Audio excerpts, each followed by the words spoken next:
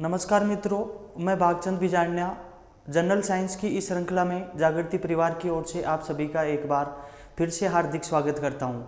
देखिए दोस्तों, अपन ने एक यूनिट शुरू करी थी जिसका नाम था लाइट, प्रकाश। उस प्रकाश से संबंधित अपन ने बहुत प्रकार की घटनाओं के बारे में पढ़ा। आज भी अपन किसी एक घटना के बारे में जिक्र करेंगे। आगे इसी श्रृंखला को आगे बढ़ाते हुए देखिए, आज का जो अपना टॉपिक है मैं यहाँ पर मेंशन कर रहा हूँ आप सभी के लिए, एक ऐसी घटना जिसका नाम है प्रकाश का अपवर्तन। अपवर्तन को क्या कहा जाता है? रिफ्रैक्शन ऑफ लाइट, प्रकाश का अपवर्तन। देखिए इसको कैसे कवर करना है अपने को। मैंने हर एक जो भी घटना आई है उसमें आप लोगों को कुछ ना कुछ कोड बताया होगा कि किसी भी क्वेश्चन की भाषा में क्या शब्द आते ही जवाब कैसे देना है।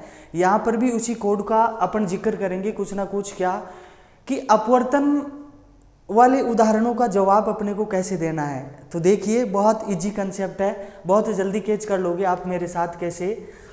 इस अपवर्तन का रियल शाब्दिक अर्थ होता है क्या? मैंने आप लोगों को एक कोड बता दिया, क्या? धोखा। धोखा ही हो रहा है साहब। इस धोखे से संबंधित क्या हुआ, देखो विज्ञान वाली भाषा में इसका जवाब कैसे देना है, क्या कि ऐसी कोई भी वस्तु जिसने अपनी मूल या वास्तविक अवस्था को खो दिया है। मूल या वास्तविक अवस्था को खो दिया है। मूल या वास्तविक अवस्था को खोने का मतलब क्या हुआ? इस संपूर्ण ब्रह्मांड में, इस प्रकृति में, इस पृथ्वी मंडल पर विद्यमान ऐसी कोई सी भी वस्तु जो जैसी है वैसी नहीं दिख रही, तो इसके लिए कौन सी घटना जिम्मेदार होगी? अपवर्तन नामक घटना जिम्मेदार होगी। अभी अपन इस घटना से संबंधित बहुत प्रकार के उदाहरणों के बारे में डिटेल्ड स्टडी करने वाले हैं। देखिए क्या होता है, ये अपवर्तन कैसे होता है, वास्तव में विज्ञान कैसे जिम्मेदार है इसके लिए। देखो, जब भी कोई प्रकाश की किरण किसी एक पारदर्शी माध्यम से दूसरे पारदर्शी माध्यम में प्रवेश करती है, तब वह अपने पथ से, कहने का मतलब अपने मार्ग से विचलित हो जाती है। मार्ग से विचलित होने का क्या मतलब हुआ? यहाँ पर मैं आप लोगों को 3 प्रकार के केसेस बता देता हूँ। देखो कैसे। केस फर्स्ट, बहुत अच्छे से एक्सप्लेन हो रहा है, आप लोग समझने की कोशिश करो, इसको कैच करना मेरे साथ साथ जल्दी। कैसे? केस फर्स्ट का क्या मतलब हुआ? कोई भी प्रकाश की किरण आएगी, कैसे आएगी? देखो मैंने क्या करा, मैंने एक इस प्रकार से छोटा सा डायग्राम बना लिया। क्या? जैसे सपोज करो ये तो अपना कोई परपेंडिकुलर लाइन होगी जिसको आप लोग अभिलंब कहा करते हो, ये हो गया अपना अभिलंब, ठीक है। अब यहाँ पे डिपेंड करेगा कि प्रकाश की किरण किस प्रकार के माध्यम से आ रही है। प्रकाश की किरण किस प्रकार के माध्यम से आ रही है, उस माध्यम का अपने को पता करना है। क्या कि कोई प्रकाश की किरण एक माध्यम से दूसरे माध्यम में जाएगी तो कैसे अपने रास्ते से, अपने मार्ग से विचलित हो जाएगी, तो उस मार्ग का अपने को पता करना है। समझ रहे हो ना दोस्तों? सपोज करो क्या, यहाँ से ये रहा सूर्य देवता अपना, और यहाँ से कोई प्रकाश की किरण आ रही है। इस सूर्य से आने वाली प्रकाश की किरण के लिए मैंने एक कोड डिसाइड कर दिया, आई। इस आई का मतलब होता है क्या? यहाँ पर जो आई मैंने डिनोटेड करा है, इस आई का मतलब होता है क्या? Incident wave. इंसिडेंट वेव का मतलब क्या हुआ? आपतित किरण। आपतित किरण, आपतित किरण। और देखिए ये क्या होगा, एक माध्यम हो गया अपना ऊपर वाला अलग, ये हो गया सपोज करो आप लोगों का माध्यम फर्स्ट, और एक अपना जो माध्यम होगा नीचे वाला, उसको मैंने नाम दे दिया क्या? माध्यम क्या? सेकंड। 2 प्रकार के माध्यम हो गए अपने पास, 2 प्रकार के माध्यम हो गए। सपोज करो ये वाला जो अपना माध्यम था वो कोई विरल माध्यम था, जैसे हवा, और ये जो माध्यम सेकंड है ये है अपना कोई सघन माध्यम। सघन माध्यम का मतलब क्या हुआ?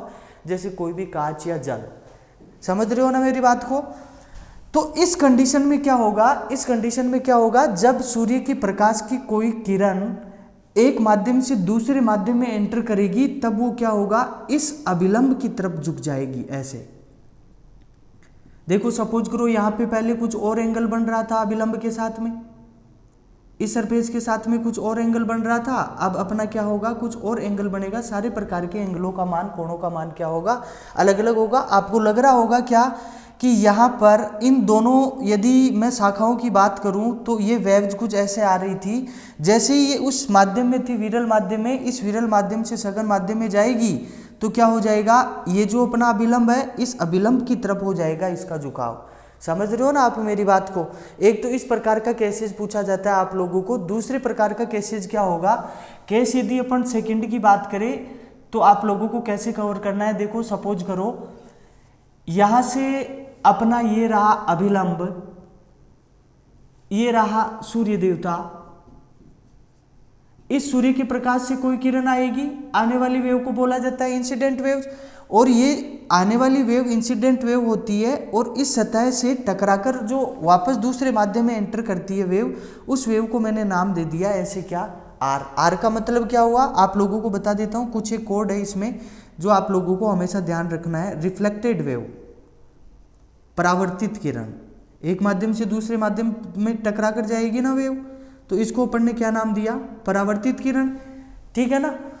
अब देखो यहां से कोई भी इंसिडेंट वेव आई, लेकिन है ना, और इस एक माध्यम में वही सेम कहानी जो केस फर्स्ट में थी, इसको हमने माध्यम फर्स्ट नाम दे दिया और इधर मैं दे देता हूं क्या, कोई भी है माध्यम सेकंड, कोई दूसरा माध्यम होगा।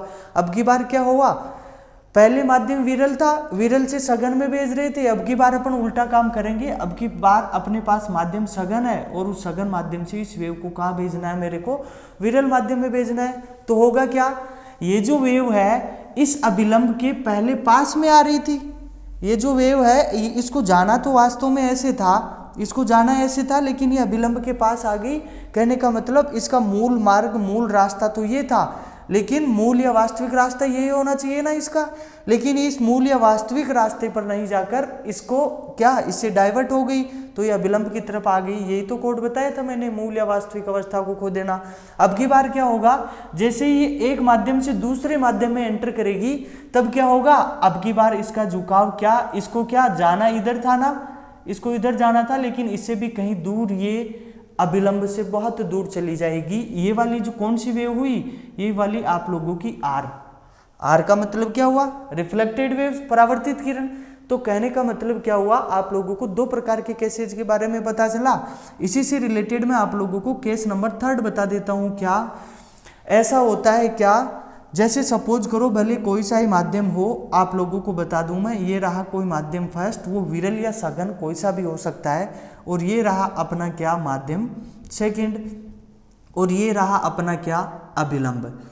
यदि सपोज करो केस थर्ड अपने को क्या कहता है, केस थर्ड अपने को ऐसे बताएगा क्या, कि किसी भी सूर्य के प्रकाश की किरण, कोई भी किरण यदि इन दोनों माध्यमों को जो स्पर्श करता है उस पॉइंट पर एकदम लंबवत आके गिरेगी ना, परपेंडिकुलर आके गिरेगी, तब वह कभी भी अपने मार्ग से, अपने रास्ते से कभी भी विचलित नहीं होगी। समझ रहे हो ना, बहुत अच्छे से ध्यान में रखना। यहाँ पर आप लोगों को 3 प्रकार के केसेज के बारे में ध्यान में रखना है। तीनों केसेज बहुत इंपॉर्टेंट है। क्या, पहले वाले प्रकार का केस क्या, कि जब विरल माध्यम से सघन माध्यम में जाएगी तब ये अभिलंब की ओर आ जाएगी, और दूसरा केस क्या है कि जब सघन माध्यम से विरल माध्यम में जाएगी तब ये अभिलंब से दूर चली जाएगी। और तीसरा केस अपने को ऐसे बताता है कि जब कोई भी सूर्य की प्रकाश की किरण यदि दोनों विरल माध्यम और सघन माध्यम को स्पर्श करने वाले तल पर लंबवत आपतित होती है, तब वह अपने रास्ते से कभी भी विचलित नहीं होती है, सीधा ही जाएगी। यदि वो वेव ऐसे आ रही है ना, तो वो डायरेक्टली ऐसे ही चली जाएगी दूसरे माध्यम में भी। ठीक है दोस्तों, बहुत अच्छे से कैच करना, बहुत इजी कंसेप्ट है। अब मैं आप लोगों को बता देता हूँ क्या, यहाँ से एक और प्रकार का क्वेश्चन पूछ लिया जाता है, बहुत इजी और बहुत ही इंपॉर्टेंट। क्या, ये कोई प्रकाश की किरण यहाँ से चली एक माध्यम से और दूसरे माध्यम में एंटर करी, समझ रहे हो मेरी बात को, तो दूसरे माध्यम में ये जाएगी तो क्या होगा, देखो बहुत अच्छे से ध्यान में रखना। जब प्रकाश की किरण एक माध्यम से दूसरे माध्यम में जाती है तब क्या क्या होता है, इसके साथ में मेरे कहने से आप लोग एक इंपॉर्टेंट चीज का ध्यान में रखना। क्या, जब माध्यम चेंज होता है किसी भी प्रकाश की किरण का, तो बहुत प्रकार की चीजें और भी चेंज हो जाती होगी। क्या, माध्यम के परिवर्तित होने के कारण उस प्रकाश की तरंग का, उस प्रकाश की किरण की चाल, कहने का मतलब उसका जो भी वेग, इसके अलावा उसका तरंग दैर्घ्य, वेवलेंथ, जानते हो ना सभी लोग तरंग दैर्घ्य, लास्ट वीडियो में अपन ने इसके बारे में चर्चा करी होगी। चाल, वेग, स्पीड, इसके बारे में भी जानते हो आप लोग। और तीसरी जो चीज है इसकी तीव्रता, तीव्रता का मतलब क्या हुआ, इसकी इंटेंसिटी, ये भी क्या हो जाएगी, ये भी क्या हो जाएगी, ये भी क्या हो जाएगी इंटेंसिटी, ये भी क्या हो जाएगी चेंज हो जाएगी। तो कहने का मतलब क्या हुआ, जब भी कोई प्रकाश की किरण एक माध्यम से दूसरे माध्यम में जाएगी तो 3 प्रकार की चीजों में क्या होगा, परिवर्तन होगा। लेकिन जो चीज परिवर्तित नहीं होती वो इसकी होती है आवृत्ति। बहुत अच्छे से ध्यान में रखना, मोस्टली पूछा जाता है, ये फ्रिक्वेंसी कभी भी चेंज नहीं होगी। समझ रहे हो ना आप मेरी बात को। तो जब भी कोई प्रकाश की किरण एक माध्यम से दूसरे माध्यम में जाएगी तब हो सकता है उसकी चाल या वेग ये परिवर्तित हो, उसकी वेवलेंथ, उसका तरंगदैर्घ्य परिवर्तित हो और उसकी इंटेंसिटी, उसकी तीव्रता परिवर्तित हो, लेकिन जो चीज परिवर्तित नहीं होती वो है इसकी आवृत्ति। ये आवृत्ति कभी भी चेंज नहीं होगी। ये थी कुछ बेसिक्स बातें इसके रिगार्डिंग। अब अपन आगे चर्चाएं करते हैं। मेरे साथ साथ आप लोग स्क्रीनशॉट लेते रहना। मैंने कुछ जो वर्ड आप लोगों के सामने अंग्रेजी भाषा में लिखे हैं वो इसीलिए कि कई मेरे भाइयों का कमेंट्स था, कई साथियों का कमेंट्स था कि सर कुछ वर्ड हमें इंग्लिश में भी चाहिए। इसी के रिगार्डिंग इन आप सभी लोगों की फरमाइश को ध्यान में रखते हुए ऐसा किया गया है। अब देखिए, बहुत इंपॉर्टेंट, अच्छे से ध्यान में रखना, बहुत इजी सा कंसेप्ट है। हो गया है, इस घटना के बारे में अपने को ज़्यादा कुछ नहीं सीखना था। इस घटना से संबंधित एक चीज़ बार बार कॉम्पिटिटिव एग्जाम्स में पूछी जाती है। अपन क्या पढ़ रहे हैं, अपवर्तन पढ़ रहे हैं ना, तो इसी अपवर्तन से संबंधित प्रकाश के अपवर्तन का नियम दिया था किसी ने। समझ रहे हो ना आप मेरी बात को। और ये जो नियम दिया था उस भाई साहब का नाम था स्नेल। तो अपवर्तन का नियम किसने दिया, स्नेल ने दिया। इसी कारण अपन क्या बोलते हैं, इस अपवर्तन के नियम को स्नेल का नियम या स्नेल के नियम को अपवर्तन का नियम कहा जाता है। वास्तव में स्नेल भाई साहब ने क्या कहा था, स्नेल भाई साहब ने ये कहा था क्या कि किसी भी प्रकार की 2 साइन तरंग के इंसिडेंट और रिफ्लेक्शन, इन दोनों का जो अपवाद हो, जो इन दोनों का अनुपात होता है उसको बोला जाता है म्यू। और ये म्यू क्या है, रिफ्रैक्टिव इंडेक्स, इसको कहा जाता है अपवर्तनांक। अपवर्तन का नियम पढ़ रहे हैं तो इस म्यू को क्या कहेंगे अपन, अपवर्तनांक। अभी अपन बहुत प्रकार की पदार्थों के अपवर्तनांक के बारे में चर्चाएं करने वाले हैं। कहने का मतलब आप लोगों को इन फ्यूचर कभी भी पूछे क्या कि अपवर्तन का नियम किसने दिया, तब डायरेक्टली आप लोग जवाब देना क्या, स्नेल ने दिया। ठीक है ना। इसी कारण इस स्नेल के नियम को अपवर्तन का नियम या अपवर्तन के नियम को स्नेल का नियम कहा जाता है। देखिए, मैं आप लोगों को यूँ बताना चाह रहा हूँ क्या कि ये अपवर्तनांक किन किन पदार्थों का क्या क्या होता होगा। लेकिन इसको करने से पहले मैं आप लोगों को एक छोटा सा एक बेसिक्स बात बता देता हूँ। क्या कभी कभार आप लोगों से ऐसे पूछ लिया जाता है, ऐसे नाम आ जाता है, आप लोग समझ नहीं पाते क्या कि क्रांतिक कोण, ये क्या आ गया, क्रिटिकल एंगल, ये क्या आ गया साहब, हम नहीं जानते क्रांतिक कोण क्या होता है। तो देखिए, क्रिटिकल एंगल, मैं आप लोगों को क्रिटिकल एंगल के बारे में भी बता देता हूँ। बहुत इजी सा कंसेप्ट है। क्या क्रिटिकल एंगल के रिगार्डिंग जब भी अपन बातें करेंगे, बहुत इजी कंसेप्ट है, तब कैसे ध्यान में रखना है आप लोगों को, देखिए बड़े ध्यान से। अभी अपन कुछ ऐसी चर्चाएं कर रहे थे, ये रहा अपना माध्यम फर्स्ट, ये रहा अपना माध्यम क्या, सेकंड। ये वाला जो माध्यम है सेकंड, इस सेकंड माध्यम को मैंने ऐसे डिनोटेट कर दिया। कैसे डिनोटेट करा, ऐसे। ये क्या हो गया, ये माध्यम कैसा हो गया, आप खुद भी तो जज कर सकते हो ना। ये एक प्रकार का सघन माध्यम हो गया, हुआ कि नहीं हुआ। ये कौन सा हो गया, दिख पा रहा है सबको, ये हो गया सघन माध्यम। और ये वाला जो माध्यम है इसको मैं मान लेता हूं क्या, विरल माध्यम। ठीक है ना, 2 अलग अलग प्रकार के मीडियम है। अब देखो, ये क्रिटिकल एंगल की परिभाषा, इस क्रांतिक कोण की परिभाषा क्या कहती है, देखो क्या, सपोज करो इधर से कोई वेव जा रही है, इस जाने वाली वेव को कहा जाता है इंसिडेंट वेव, आपतित किरण। समझ रहे हो ना आप लोग। तो अपने पास क्रिटिकल एंगल कहाँ बनेगा, ये तो अपना क्या था, ये तो अपना क्या था, ये तो अपना अभिलंब था ना, ये अभिलंब भी तो था, ये अभिलंब भी तो था ना दोस्तों, ये अभिलंब था। तो देखो ये क्रिटिकल एंगल कैसे बनेगा, इस अभिलंब के साथ बनने वाले एंगल को क्या कहा जाता है, एंगल ऑफ इंसिडेंट, आपतन कोण कहा जाता है ना। कहने का मतलब ये बनाई, क्या बना, एंगल ऑफ इंसिडेंस बना। इसी एंगल ऑफ इंसिडेंस को मैं एंगल ऑफ क्रिटिकल भी कह रहा हूँ, क्या, क्रांतिक कोण भी कह रहा हूँ। लेकिन कब, उसके लिए कंडीशन होगी, कब, देखो इस सघन माध्यम से ये वेवफॉर्म ऐसे जा रही है, इसको आगे इस दूसरे पहले माध्यम में, कहने का मतलब विरल माध्यम में ऐसे जाना था, ऐसे ही तो जाना था ना। लेकिन क्या हुआ कि इस माध्यम के लिए इस आपतन कोण का, इस कहने का मतलब इस आपतित किरण का वह मान जिसके लिए क्या, ये वाली जो वेव फॉर्म इधर नहीं जाके सीधा का सीधा इधर ही चली जाए, इस वाली लाइन पे चली जाए तो मुझे ऐसे बताओ अभिलंब के साथ इस रिफ्लेक्टेड वेव ने कितने डिग्री का कोण बनाया? 90 डिग्री का बनाया साहब। ये रहा अपना अभिलंब, इधर से इंसिडेंट वेव, ये वाली अपनी रिफ्लेक्टेड वेव है ना, आर से डिनोटेट करा है अपन ने। तो अभिलंब के साथ इस रिफ्लेक्टेड वेव ने इधर से मेजर कर लो, बोले इधर से मेजर कर लो। आप दूसरे माध्यम को लोगे तब ये भी 90 डिग्री हो जाएगा, और पहले माध्यम को लोगे तो भी ये 90 डिग्री होगा। तो कहने का मतलब क्या कि कैसे ध्यान में रखना है, सघन माध्यम से विरल माध्यम में जाने वाले, कौन से माध्यम में? इस पहले वाले सघन माध्यम से विरल माध्यम में जाने वाले परावर्तन कोण का मान 90 डिग्री, परावर्तन कोण का मान कितना होगा? 90 डिग्री होगा। लेकिन कब होगा? डिपेंड करेगा इस पे, एंगल ऑफ इंसिडेंस पे, एंगल ऑफ क्रिटिकल पे। इसी को क्रांति कोण कहा जाता है। अब देखिए ये क्रांति कोण कैसे कैसे होता होगा। बहुत प्रकार के माध्यमों के लिए अपवर्तनांक और क्रांति कोण का मान अलग अलग होता होगा। मैं आप लोगों को यहाँ पर कुछ चीजें मेंशन करवा रहा हूँ, बड़े ध्यान से सुनना और देखना भी। इसको बहुत बार कॉम्पिटिटिव एग्जाम्स में पूछी जाती है। मैंने क्या करा, मैंने कुछ यहाँ पर पदार्थ का नाम लिख दिया। कुछ कोई भी पदार्थ अपन लेंगे तो उस पदार्थ का क्या लेंगे अपन? अपवर्तनांक भी लेंगे, और उस पदार्थ का मैं क्या ले लेता हूँ? उस पदार्थ का क्रांति कोण भी ले लेता हूँ। और ये जो अपना क्रांति कोण होगा, ये क्रांति कोण डिग्री में होगा। किस में होगा?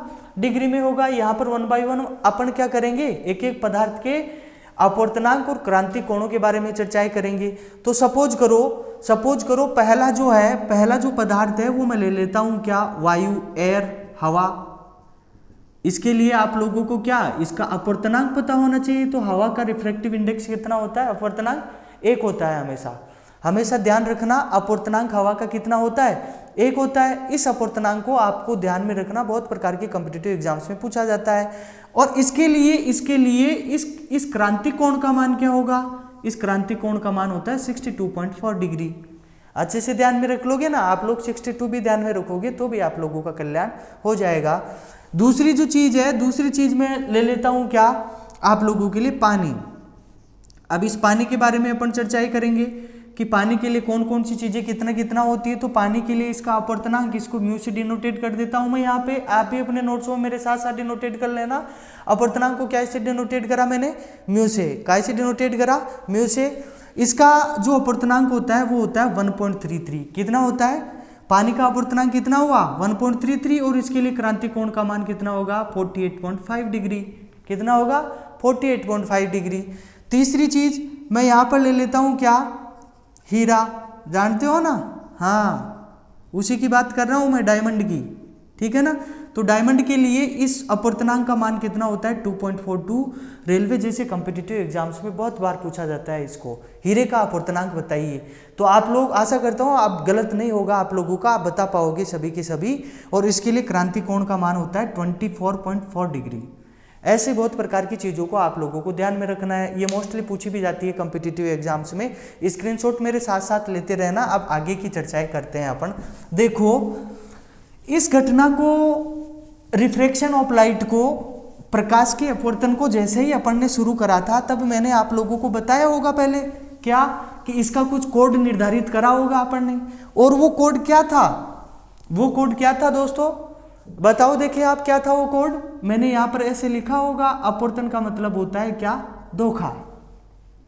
क्या होता है अपवर्तन का रियल शाब्दिक मतलब? धोखा। धोखे का क्या मतलब हुआ? इस प्रकृति में विद्यमान कोई भी वस्तु जिसने अपनी मूल या वास्तविक अवस्था को क्या कर दिया है? अवस्था को खो दिया है। कहने का मतलब जो चीज, जो वस्तु जैसी है वैसी नहीं दिख रही, तो इसके लिए कौन सी घटना जिम्मेदार होगी? अपवर्तन होगी ना। अब आपने बहुत प्रकार के एग्जाम्पल फेस करे होंगे, हर प्रकार के अलग अलग प्रकार के कॉम्पिटिटिव एग्जाम्स में कैसे क्वेश्चन पूछा जाता है, बहुत प्रकार के उदाहरण। जैसे सपोज करो मैं यहाँ पे बोल रहा हूँ, आप लोग मेरे साथ साथ अपने नोटबुक में मेंशन कर लेना। बहुत इजी उदाहरण है, फिर मैं उनका लॉजिक बताऊंगा कि ये कैसे अप्लाई हुआ उस पर। सपोज करो आप लोगों के पास में क्या, एक पानी से भरी हुई बाल्टी है। क्या है? पानी से भरी हुई बाल्टी। पानी से भरी हुई क्या है आपके पास में?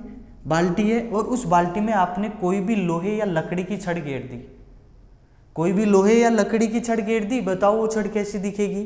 टेढ़ी मेढ़ी दिखेगी ना आप लोगों को? टेढ़ी मेढ़ी दिखेगी ना। कहने का मतलब क्या हुआ? कहने का मतलब क्या हुआ? पहले तो प्रकाश क्या था? बाहर था, हवा में था। हवा में था तो उसका माध्यम अलग था, और अब प्रकाश कहाँ गया, पानी में चला गया तो उसका माध्यम चेंज हुआ ना। तो माध्यम के चेंज होने के कारण ही प्रकाश की किरण क्या अपना मूल या वास्तविक जो रास्ता होता है, मूल या वास्तविक जो पथ होता है उसको खो देती है। कहने का मतलब आपके साथ क्या हुआ, धोखा हुआ। धोखा कैसे हुआ, अरे भैया उस सड़क को बाहर निकाल के देखो यार, ये है तो ऐसे सीधी, फिर मेरे को टेढ़ी मेढ़ी कैसे दिख रही है ये। कहने का मतलब घटना कौन सी जिम्मेदार होगी, अपवर्तन।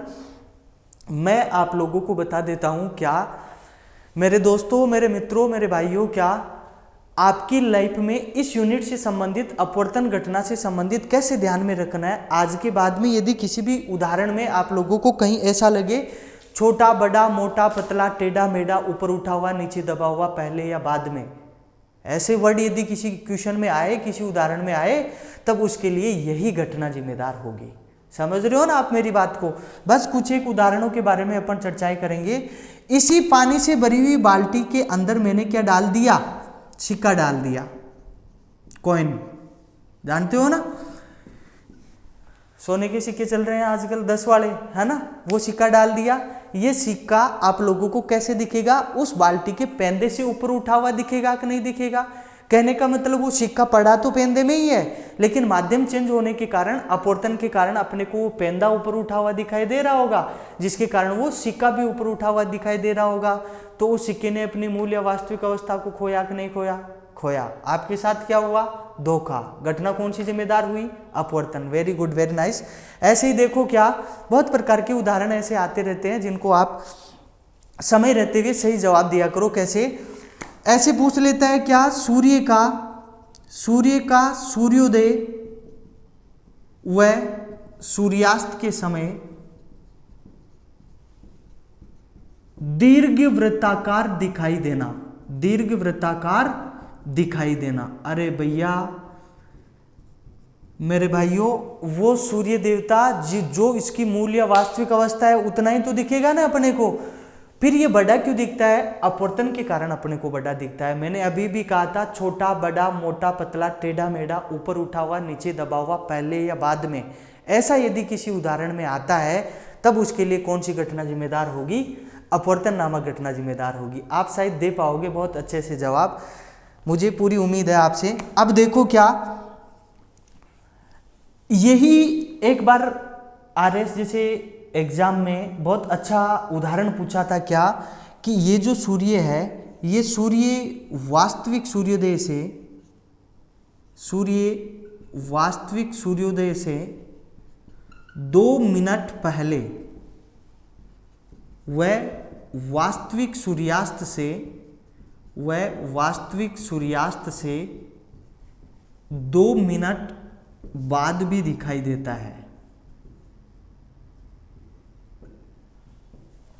आप में से कोई मेरा भाई यदि माउंट आबू गया हुआ हो तो माउंट आबू में बहुत अच्छी जगह है घूमने के लिए, जाना। यदि नहीं गए हो तो कभी जाना, मैंने आप लोगों को वैसे ही सजेस्ट करा है। घुमा करो, खूब ऐश करो, एंजॉय करो, पढ़ते रहो। लेकिन देखो कैसे, माउंट आबू गए हो तो आपने, माउंट आबू में बहुत चीज़ें फेमस है। माउंट आबू में आपने देखा होगा क्या, उतनी ऊंचाई पर जो अपनी अरावली पर्वतमाला है उसकी सबसे ऊंची जो चोटी है गुरु शिखर, वो भी तो वहीं पर स्थित है। और उन पहाड़ियों के बीच में उतनी ऊंचाई पर नक्की झील भी तो स्थित है, दिलवाड़ा के जैन मंदिर स्थित है। साथ में एक और चीज है, वहां पर एक सनसेट पॉइंट है। यदि किसी ने देखा हो तो सनसेट पॉइंट भी है। कहने का मतलब क्या, अच्छे मौसम में जाना तभी दिखेगा सनसेट पॉइंट, है ना। हाँ, आप सावन वाले दिनों में चले जाओ, बारिश वाले दिनों में तो आपको सनसेट पॉइंट नजर नहीं आएगा, बादलों में ढक जाता है सूर्य देवता। तो देखो क्या हुआ, वो सनसेट पॉइंट बनाया इसीलिए गया है क्या, कि यहाँ अपना सूर्य अस्त होने के बाद में वहाँ पे कुछ टाइम तक सूर्य देवता अपने को दिखाई देते हैं। ऐसा नहीं होता कि अपने अस्त हो गया तो डूब गया होगा कहीं जाके। भैया आगे और भी कंट्रीज है, रोटेशन सिस्टम है ना पृथ्वी और सूर्य का, है ना। तो ये चलता रहता है ऐसे सिस्टम। क्या, जैसे सपोज करो मैं आप लोगों को ऐसे कहूं क्या, कि सुबह 7:25 पर anti meridian, AM anti meridian, इस टाइम पर सूर्य उदय होना था। लेकिन क्या हुआ, आप लोगों ने इसको सनराइज टाइम में 7:23 पर ही देख लिया।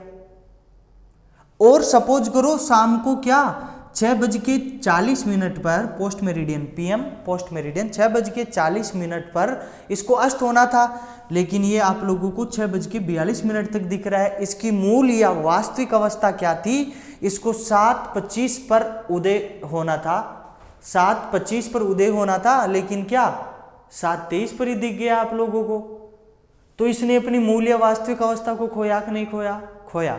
आपके साथ क्या हुआ? धोखा। घटना कौन सी जिम्मेदार हुई? अपवर्तन। Very good, very nice.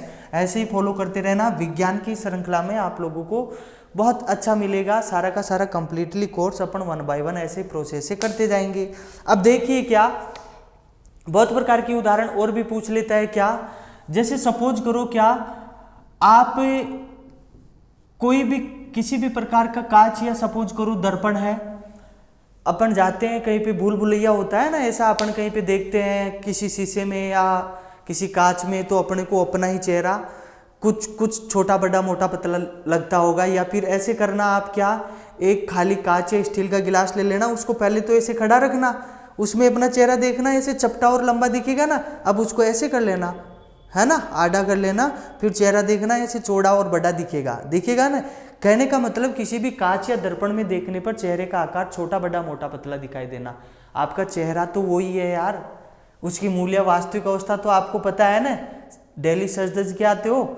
उसने मूल्य वास्तविक अवस्था को इस कांच या दर्पण ने चेंज कर दिया।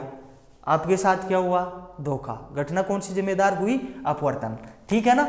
ऐसे ही सपोज करो किसी कोई कांच का गिलास है और उस गिलास के अंदर खाली गिलास, भरा हुआ नहीं, भरा हुआ तो आप और किसी चीज में काम में लेते हो। कांच का कोई गिलास है, उस कांच के गिलास के अंदर अपन ने क्या करा? नींबू रख दिया, पूरा का पूरा ऐसा ही। यहां पर सपोज करो कांच के गिलास में नींबू रखा हुआ है, आप थोड़ा दूरी से उधर जाके देखोगे तो नींबू आपको मूल आकार से बड़ा दिखाई देगा। देगा कि नहीं देगा? बताओ मेरे को। देगा ना। आप बाहर निकाल के देखो उसको यार, बाहर निकाला, इतना सा मैंने 2 रुपए वाला मार्केट से नींबू लेके आया था और उसमें जाते इतना हो गया।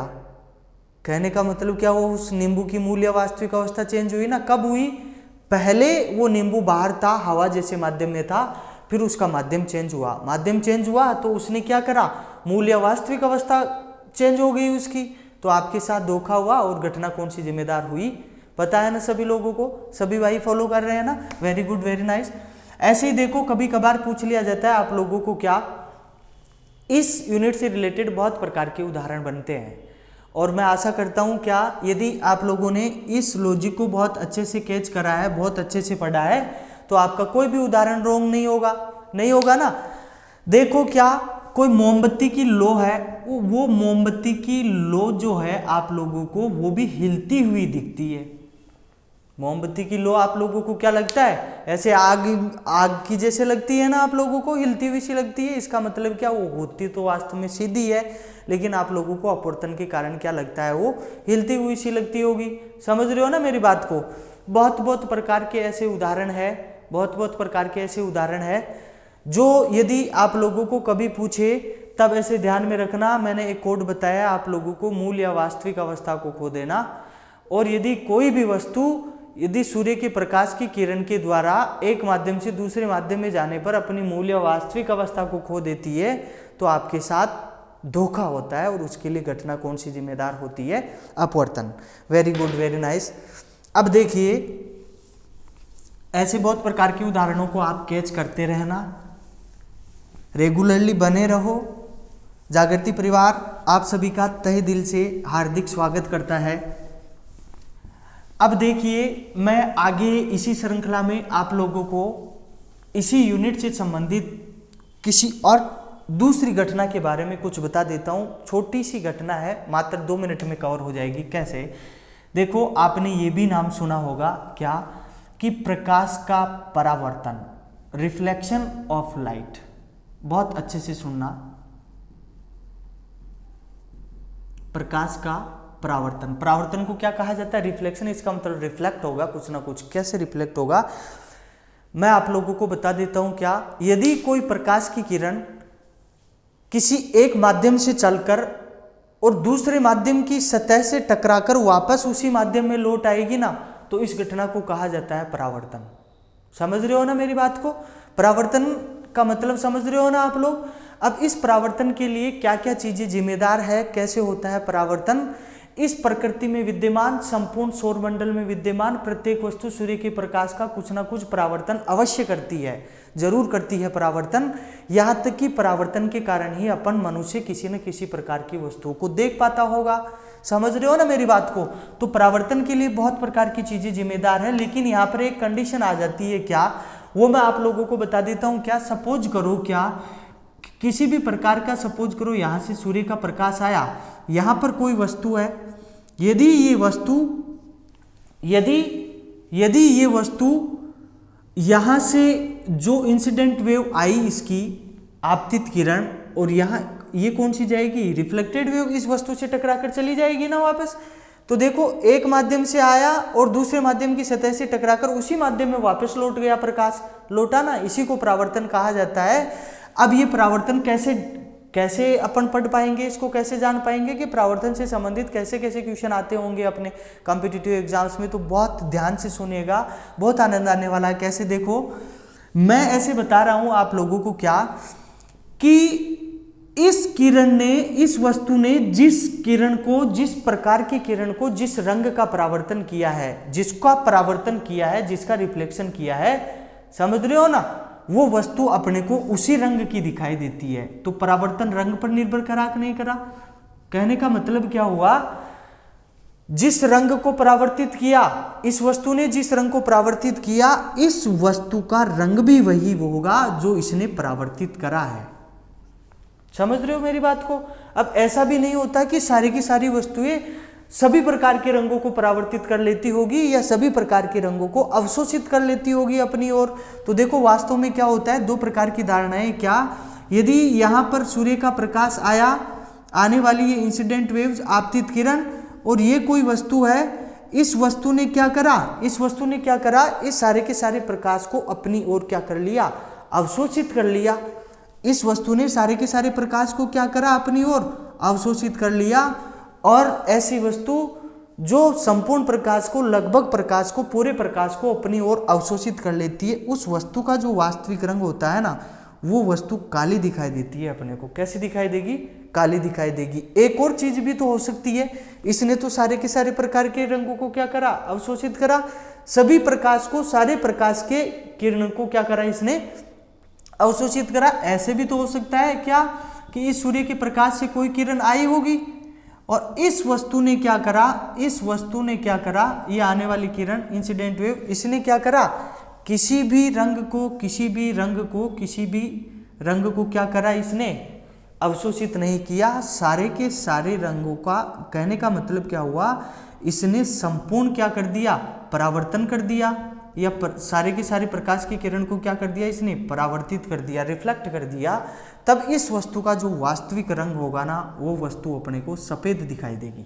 समझ रहे हो ना बात को मेरी को, है ना? तो यहाँ पर तीन प्रकार के कंसेप्ट बनते हैं आप लोगों के लिए। जो वस्तु जिस रंग का परावर्तन करती है, वो वस्तु उसी रंग की दिखाई देती है। यदि कोई वस्तु संपूर्ण प्रकाश को अपनी ओर अवशोषित कर लेती है, एब्जॉर्ब कर लेती है, तब वो वस्तु कैसी दिखाई देगी? आप लोगों को काली दिखाई देगी। और यदि कोई वस्तु संपूर्ण प्रकाश को क्या कर लेती है? संपूर्ण प्रकाश का परावर्तन कर देती है, तब वो वस्तु आप लोगों को कैसी दिखाई देगी? सफेद दिखाई देगी। जैसे अपन ने अपवर्तन में पढ़ा था अपवर्तन का नियम, वैसे ही परावर्तन में भी एक परावर्तन का नियम आता है। इसका स्क्रीनशॉट ले लो। देखो कैसे वो परावर्तन का नियम है, बहुत अच्छे से ध्यान देते जाओ। विज्ञान ऐसे ही हल हो जाएगी अपनी, बहुत जल्दी कवर हो जाएगी। किसी भी प्रकार का कॉम्पिटिटिव एग्जाम्स में कोई क्वेश्चन आप लोगों का रॉन्ग नहीं होने वाला है। विश्वास रखो, श्रद्धा रखो, लगे रहो। कैसे? देखो, मैंने ऐसे टाइटल डाल दिया, ऐसे हेडिंग डाल दी मैंने, क्या? परावर्तन का नियम। अब देखिए दोस्तों, मित्रों, ये परावर्तन का नियम अपने को कहता क्या है? ऐसे कहता है, देखो क्या कहता है ये परावर्तन का नियम।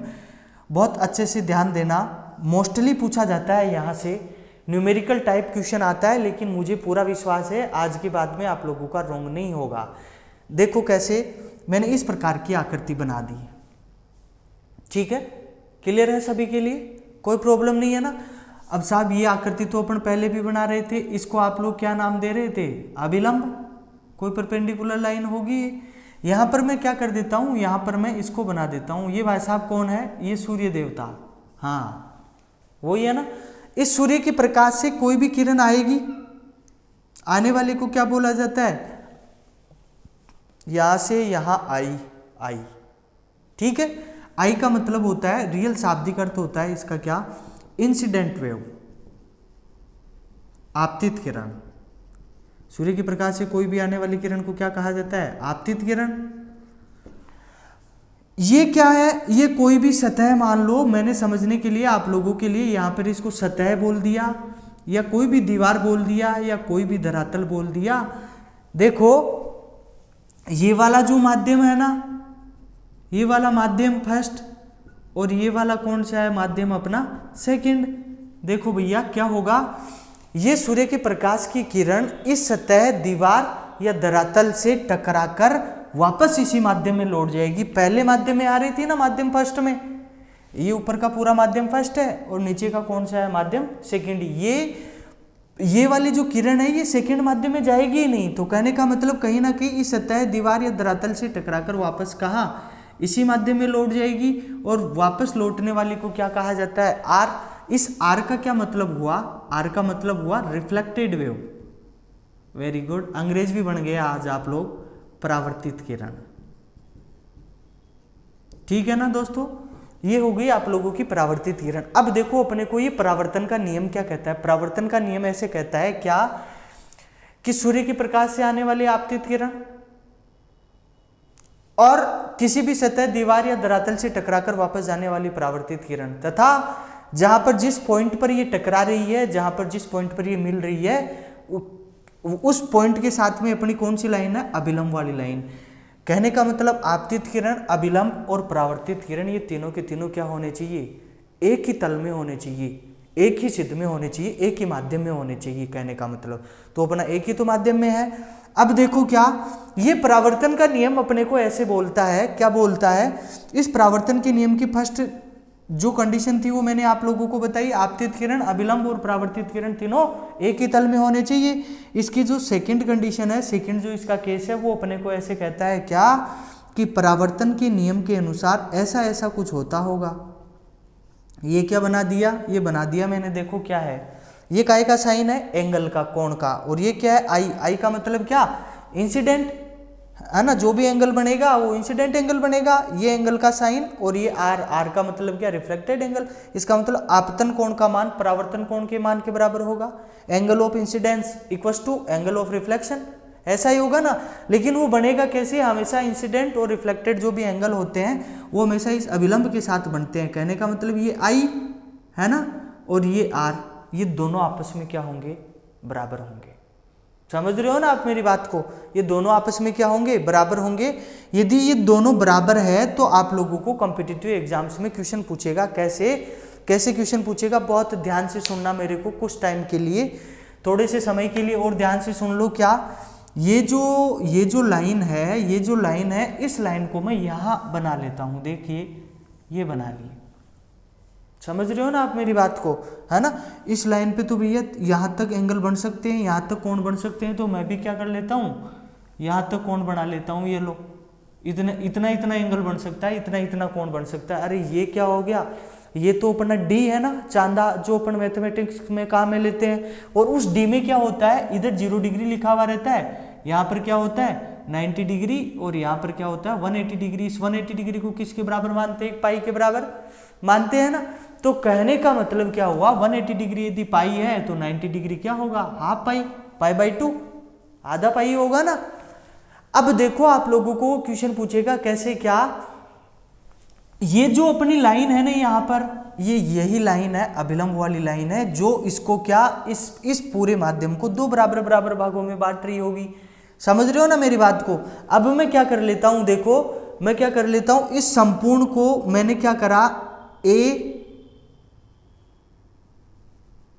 बी, ये वाला अपना बी है, ये वाला अपना ए है, और ये सी, और ये कौन सा हो गया अपना डी। ऐसे 4 बराबर बराबर भागों में मैंने बांट लिया इसको। ठीक है ना।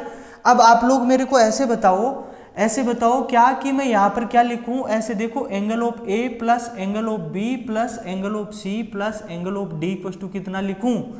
अरे भैया इस पूरी लाइन पे कितना बनेगा, एक डी के बराबर बनेगा, एक चांदे के बराबर बनेगा, और एक चांदे में टोटल पूरा कितना बनता है 180 डिग्री, और 180 डिग्री को क्या कहा जाता है, एक पाई के बराबर। क्लियर है ना। मैंने ऐसे कहा था ये वाली जो अभिलंब की जो लाइन है वो इस माध्यम को दो बराबर बराबर भागों में बांटेगी। कहने का मतलब क्या हुआ, angle of A plus angle of B का मान क्या होगा 90 डिग्री। इसको क्या लिख दूं मैं, π/2 लिख सकता हूं ना, π/2। ऐसे ही देखो क्या एंगल ऑफ सी और एंगल ऑफ डी, इनकी क्या कहानी है, angle of C plus angle of D equal to भी क्या होगा 90 डिग्री, तो इसको भी मैं π/2 लिख सकता हूं ना। विजिबल है ना, सबको दिख रहा है ना बहुत अच्छे से, वेरी गुड वेरी नाइस। अब देखो आगे क्या, ये अपने को परावर्तन का नियम क्या कहता है, angle of I equal to angle of R. कहने का मतलब ये वाला एंगल और ये वाला एंगल दोनों बराबर है। आई के सापेक्ष अपन यहाँ पे इधर क्या लिख रखा है बी, और आर के सापेक्ष क्या लिख रखा है सी। तो कॉमन सेंस की बात होगी क्या, angle of I equal to angle of R. तो इसलिए अपन कह सकते हैं क्या कि angle of B equal to क्या होगा, एंगल ऑफ सी होगा। जब यदि ये दोनों एंगल आपस में बराबर है बी और सी, तो ये दोनों भी तो बराबर होंगे ना। तो इसीलिए अपन कह सकते हैं क्या कि angle of A equal to क्या होगा, angle of A equal to क्या होगा, एंगल ऑफ डी। होगा कि नहीं होगा।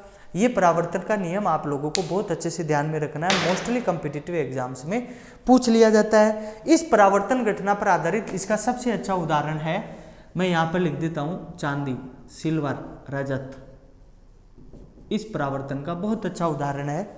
वैसे तो इस संपूर्ण सौरमंडल में विद्यमान प्रत्येक वस्तु सूर्य के प्रकाश का परावर्तन करती है, और परावर्तन के कारण ही अपन मनुष्य किसी वस्तु को देख पाते हैं। ये थी मेरे मित्रों, मेरे साथियों, मेरे दोस्तों आज की क्लास। आप सब लोग बढ़िया मस्त रहो, व्यस्त रहो, मुस्कुराते रहो, लगे रहो। इसी वे में अपन आगे कंटिन्यूसली चालू रखेंगे। तब तक के लिए शुक्रिया, धन्यवाद, थैंक यू वेरी मच।